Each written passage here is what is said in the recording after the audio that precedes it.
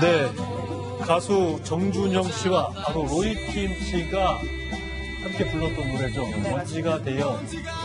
이 노래로 일약 스타덤에 올랐던 정준영 씨, 바로 로이킴 씨가 이 가사처럼 돼버리는 거예요. 먼지가 되어서 날아가 버리는 거 아닌가. 이 가수 정준영 씨의 절친 노트가 이제 데스 노트가 되고 있는데요. 불법 촬영물을 유포한 것으로 알려진 정준영 씨의 단체 대화방 참여자 중 가수 로이킴 씨가 함께 했다는 사실이 밝혀지고 있습니다. 네, 이뿐만 아니라 로이킴 씨도 이제 불법 촬영물을 대화방에 올렸다는 사실이 드러나면서 이제 아예 피의자로 입건이 된 건데. 지금 보면은 카톡방 멤버 중에 5명의 유명 연예인이 지금 문제가 있는 것으로 알려지고 있습니다. 네, 맞습니다. 그 평론가님, 구체적으로 어떤 불법 촬영물을 공유한 그러니까 건가요? 서울경찰청이 특정해서 무엇이다라고 이야기하진 않았어요. 사진 파일이라고 이야기를 합니다. 음란 사진, 영상이라는 이야기도 있고, 뭐 이미지, 사진이라는 이야기도 있는데 경찰이 밝힌 건 사진 파일이다. 그런데 이것을 음란물로 볼 수 있는 여지가 있다. 그렇기 때문에 그렇다면 이것을 유포했기 때문에 음란물 유포가 되는 거죠. 그런데 이것을 본인이 직접 찍은 건지 타인이 찍은 걸 가져온 건지는 조사해봐야 한다. 이겁니다. 그래서 지금 소환되는 상황 아니겠습니까? 그러니까 외국에 있는데 들어와서 경찰 소환에 응해서 조사를 받아서 이 사진은 어떻게 입수가 됐고 어떤 경위로 왜 올렸는지 이 부분이 소명돼야 되는데 그 부분이 이제 경찰이 아마 로이킴을 소환해서 다투게 될 핵심적인 문제가 될 것 같고요. 그 외에도 지금 뭐 머닝썬과 승리와 관련해서 게이트의 내용이 워낙 많으니까 어디서부터 어디까지 알고 있었는지 정준영 씨 사건에 대해서는 참고인 자격이 되겠고 적어도 자기도 문제에 연루돼서 이게 특수한 이 음란물은 아니라고 해요. 일반적인 처벌을 받게 될 가능성은 있어 보입니다. 근데 장희영 교수님, 사실 로이킴 씨 하면 저도 이제 뭐 아들을 키우는 입장에서 와이프랑 아내랑 얘기를 하다 보면 로이킴처럼 저렇게 반듯하게 키우자. 엄친아. 엄친아였죠. 그래가지고 저렇게만 커주면 정말 바랄 게 없을 것 같다. 이런 얘기를 많이 했어요. 그래서 이런 모습을 또 드러나니까 실망감도 그만큼 큰 것 같아요. 그렇죠. 기대했던 것보다 더 클 수밖에 없다라는 거죠. 뭐 로이킴 씨 같은 경우에는 처음에 오디션 프로그램에 나왔을 때도 노래도 잘하고 외모도 훌륭하고 이것도 유명했지만 또 집안도 굉장히 재력가 집안에 또 해외 유학이 이미 결정되어 있는 여러 가지로 봤을 때 정말 엄친아라는 표현이 나왔었고 일단 이미지 면에서 다 가졌었죠. 외모도 괜찮고 목소리도 좋고 음악하는 장르도 발라드 뭔가 좀 이렇게 정숙한 분위기의 음악들을 했었고 마치 누가 친구들이 옆에서 나쁜 짓을 하면 그러지 마라고 말릴 것 같은 이미지에 살짝 그걸로 팬들이 굉장히 많았고요. 근데 그걸 좋아했던 팬들에게는 사실은 물론 다른 가수는 뭐 그래도 된다라는 건 아닙니다만 그런 이미지를 좋아했던 팬들 입장에서 더 큰 충격일 수밖에 없는 상황이고 또 워낙 유학 생활을 하면서 방학 때만 음악 활동을 하고 그러니까 학업을 소홀히 한 것도 아니죠. 그러다 보니까 방학 가수라는 이름도 별명도 있었어요. 그러니까 엄치나 뭐 방학 가수 여러 가지 좋은 이미지가 있었는데 그야말로 이런 사건에 연루됐을 때 또 사람들이 아니야 그냥 단체방에만 있었겠지 정도였었는데 본인도 함께 유포했다 자체가 더 크게 더 충격으로 다가오는 것 같습니다. 평론가님, 우리가 한 번쯤은 이런 말을 들어보잖아요. 친구 잘 사겨라. 이런 말을 친구 잘 만나야 된다. 그래야 아들한테 그런 얘기. 그런 말 많이 듣잖아요. 근데 보니까 로이킴 씨 아버지도 이제 한 방송국에 나와서 로이킴이 얘기하기를 아버지가 그렇게 정준영 씨랑은 놀지 말라고 했다. 이런 말을 좀 했다고 하더라고요. 맞습니다. 그러니까 이 아버지는 참 반듯하신 것 같아요. 이 주류 회사 회장을 뭐 한 2, 3년간 지내셨고 그리고 경영자로도 일했고 이제 지금 또 대학 교수로도 이제 정년을 앞두고 재직하고 계신데 느낌이 있었을 것 같아요. 근데 이게 슈퍼스타 K 시즌 4 2012년 동기 그룹입니다. 로이킴, 정준영. 아까 그 오디션 과정에서 먼지가 되어를 불러가지고 빅히트를 쳤던 거예요. 그런데 이 아버지는 정준영 씨와 어울리는 것이 조금 달갑지 않았던 것 같아요. 직접 충고했다는 얘기를 누가 했냐면 예능 프로그램에 나와서 로이킴이 한 얘기예요. 나는 정준영하고 같이 살기도 했었는데 그만큼 가까운데 우리 아버지는 좀 이상하다. 그러니까 우리가 흔히 정준영 씨 캐릭터를 4차원이다 이런 얘기를 많이 했거든요. 로이킴은 반듯한 엘리트 이미지의 엄친아. 그러니까 둘이 달라도 많이 다른데 이 아버지도 아마 느낌상 부모로서의 어떤 우려가 있지 않았나 하는 얘기를 우리가 뒤늦게라도 분석할 수 있는 대목이 아닐까. 그러니까 로이킴 아버지가 또 로이킴을 대신해서 고개를 숙였다고. 그러니까 아까 말씀드린 대로 대학 교수세요. 지금 H대 교수인데 내년이 정년이에요. 네. 근데 지금 아들 사건으로 무리가 빚어지자 사실은 강의하고 싶지 않았을 거예요. 아들 또래의 아이들, 학생들에게 강의하는 거지 않습니까?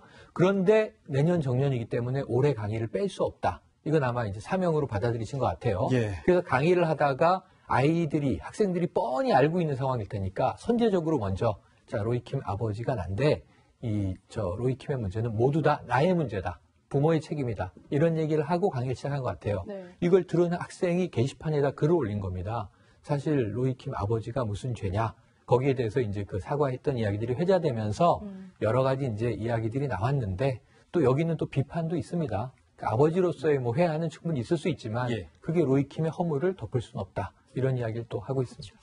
김광삼 변호사께서도 아들 두 분? 네, 저는 아들만 둘입니다. 키우고 있는데 이런 아들의 좀 뭐 빗나간 행동에 대해서 아버지가 네. 과연 어떤 대처를 해야 될지 참 고민이 많이 될 때도 있는 것 같아요. 그런데 저는 이제 개인적으로 볼 때 뭐 로이킴을 두둔하자는 얘기 아니고 이제 조지타운 대학 다니고 굉장히 네. 성실한 것 같아요. 예. 그런데 아마 한 번의 실수를 했다 저는 그렇게 봅니다. 그래서 실수에 대해서는 용서가 있을 수도 있는데 그건 이제 경찰 조사가 정확히 안 나왔기 때문에 그 부분은 봐야 할 것 같고 사실 아들이 그렇게 한 것에 대해서 물론 아버지 책임이 전혀 없는 건 아니에요. 네. 왜냐하면 잘 훈육을 해야 하고 보통 때 아버지 영향을 많이 받잖아요. 그런데 일단 로이킴이 성인이단 말이에요. 그렇죠. 그래서 어떻게 보면 독립적인 생활을 하다 이런 일이 일어났기 때문에 저는 개인적으로 볼 때 이게 아버지를 비난한다거나 그와 관련된 어떤 사업에 영향을 미친다거나 그것은 저는 옳지 않다고 봅니다. 그리고 일단 로이킴과 관련된 것이 피의자로 입건은 됐지만 네. 아직 정확한 게 안 나와 있어요. 그래서 혐의 자체는 나와 있는데 그 혐의 내용이 무엇냐에 따라서 비난의 정도는 조절이 돼야 한다고 보거든요. 그래서 현재 아직 조사도 받지 않은 상태에서 아버지를 진짜 가족에게까지 돌을 던지는 것은 예. 너무 적절하지 않다 그렇게 봅니다. 네.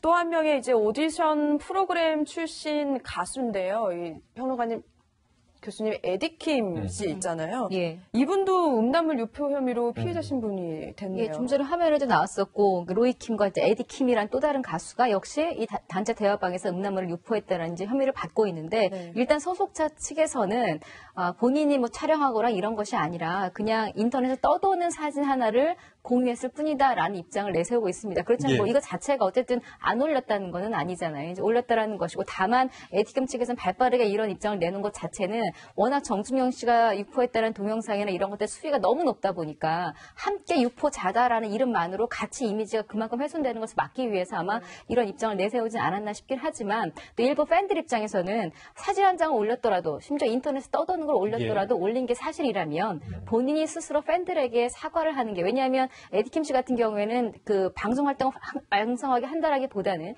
SNS나 이런 것들 팬들과 굉장히 많이 소통을 한 네. 예. 스타 중에 저는 한 되게 명이거든요. 감미로운 노래로 굉장히 좋아하는 팬이거든요. 그러다 보니까 이렇게 팬들하고 직접적으로 소통을 하던 가수가 왜 이런 일이 있어서는 직접 해명하지 않고 소속사를 내세워서 이렇게 사과를 하느냐 또 이런 비난이 함께 일고 있습니다. 김 변호사님, 여기서 궁금한 게 말씀하신 것처럼 이제 뭐 이 댓글이나 이런 내용들을 네티즌들이 보면 인터넷에 떠도는 이 선정적인 사진 굉장히 많잖아요. 네, 많죠. 그런 것들을 만약에 단톡방에 올렸다, 공유를 했다, 이런 것만으로도 처벌을 받을 수가 있는 처벌이 되죠. 그러니까 우리가 좀 법을 좀 잘 알아야 돼요. 예. 그러니까 그 SNS 인터넷을 우리가 법적으로는 정보통신망이라고 합니다. 예. 그래서 정보통신망에 여러 사람이 볼 수 있도록 인터넷에 아무리 떠돌고 누구나 볼 수 있는 거라도 음란물이 되면 예. 이걸 올리는 것 자체는 처벌돼요. 예. 그런데 이제 몰카하고 다른 점이 있죠. 몰카는 어떤 성적 수치심, 성적 욕망을 일으킬 수 있는 그러한 다른 사람의 신체에 대해서 그 사람 의사에 반해서 촬영을 하고 예. 촬영한 것 자체도 죄고 유포한 것도 죄예요. 이것은 성폭력 범죄 처벌에 관한 법률이거든요. 근데 이 형량이 높아요. 5년 이하 징역 또는 2천만 원 이하인데 정보통신망법에서 음란물을 이렇게 단순히 유포했다 하더라도 이건 1년 이하 징역 1,000만 원 이하 벌금이에요. 물론 예. 아까 몰카보다는 형량이 법정이 낮죠. 예. 그렇지만 이것 자체도 범죄가 당연히 되고 가장 큰 문제는 이게 올려서 공유를 하면 이게 거기서 끝나는 게 아니고 이게 계속 좀비처럼 전파되는 거거든요. 그런 문제점이 있기 때문에 아주 엄벌하는 거죠. 근데 저는 여기서 갑자기 궁금한 게 선정적인 라고 판단을 내리는 기준은 뭡니까? 이 어떻게 보면 이 단톡방도 굉장히 이제 사적인 공간일 수도 있는데 거기에 선정적인 사진이다, 선정적인 동영상이다 이런 판단은 기준이 있는 건가요? 이제 여기 정보통신망의 어떤 사진은 음란성이에요. 근데 음란성이라는 것 자체는 시대가 변화하면서 계속 변하고 있거든요. 예. 그 전에 뭐 미니스커트만 입은 사진, 속옷만 입은 사진도 사실은 음란성이 있었지만 지금은 그거에 대해서 음란성이 있다고 보지 않거든요. 예. 그래서 지금 추상적이긴 하지만 가장 중요한 기준은 과연 그 사진을 봤을 때 성적 수치심을 느끼는지 아니면 제3자로 하여금 그걸 보고 성적 욕망을 느끼게 하는지 그게 이제 일반적인 기준이 될 수 있는 거죠. 네, 알겠습니다. 세 분과는 여기서 인사 나누겠습니다. 네. 감사합니다. 고맙습니다. 고맙습니다.